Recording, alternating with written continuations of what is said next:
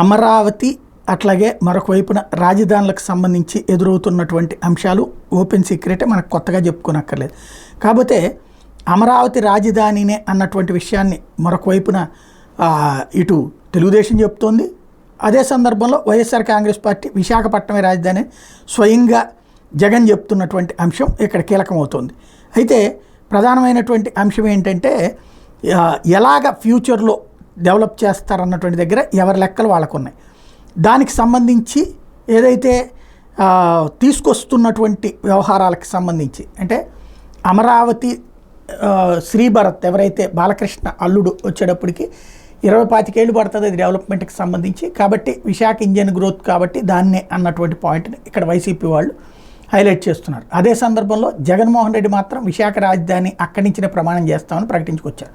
ఇప్పుడు అమరావతి అన్నటువంటి పాయింట్ మీదన ఎన్నికలకి తెలుగుదేశం పార్టీ వెళ్తోంది. అంటే తాను అధికారంలోకి వచ్చాక అమరావతిని అద్భుతమైన అభివృద్ధి చేసి దాన్ని ఒక సింగపూర్ లాగా జపాన్ లాగా మార్చి హైదరాబాదును తలదన్నే రాజధాని చేసి అక్కడి నుంచి వచ్చేటటువంటి సంపదతో అక్కడ సంపద సృష్టించి ఆ సంపద ద్వారా అభివృద్ధి చేస్తానని చెప్తుంది.